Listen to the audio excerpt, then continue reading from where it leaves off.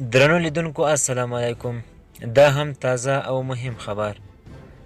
د ډالر په مقابل کې د پاکستاني کلدارې بیه بې ساري کچې ته ټیټه شوې. دوستانو ویډیو را سره تر پایه وګورئ. که چېرته مو زموږ چینل نه وي سبسکرایب کړی چینل هم درسره سبسکرایب کړئ. د پیسو نړیوال صندوق سره د خبرو ناکامېدو د ریپورټ تر خپرېدو وروسته د دوشنبې په ورځ په آزاد بازار کې یو ډالر په 103 کلدارو پلورل کېده.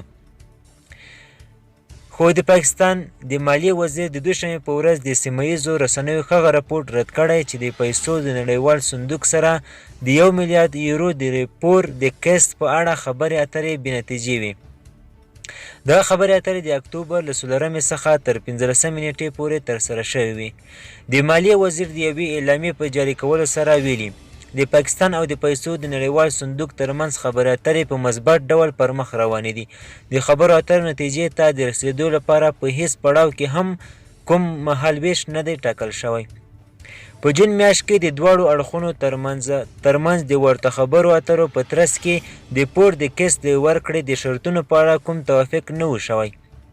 اقتصادپوه عاطف ظفر رویټرز خبري اژانس ته وویل د پاکستان او پیسو د نړیوال وجې صندوق ترمنځ د خبرو اترو د ناکامېدو د راپورټونو تر خپرېدو وروسته رامنځته شوی غیر مطمئن حالت د دې سبب شو چې د روپۍ ارزښت راټیټ شي.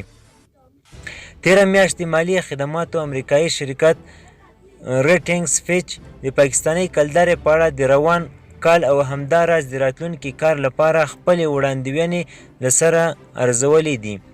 د دغه شرکت د وړاندوینې په حواله روان کال د ډالر پر وړاندې د پاکستاني کلدارې اوسط بیه 140 ده چې مخکې دا بیه 150 روپۍ اټکل شوې وه. د 2022 میلادي کال لپاره بیا د $1 بیه 130 کلدارې اټکل شوې ده. په پاریس کې د مالي فعالیت ځانګړې ډلې 3 ورځنۍ غونډه هم د اکتوبر له 19 څخه تر 20 نیټې پورې جوړیږي. په نړیواله کچه د پیسو د سپینولو او ترهګرۍ د تمویل د مخنیوي د څار دغه ډله هم ښایي پاکستان د راتلونکي 4 میاشتو لپاره په خپل خړ لیست کې وساتي.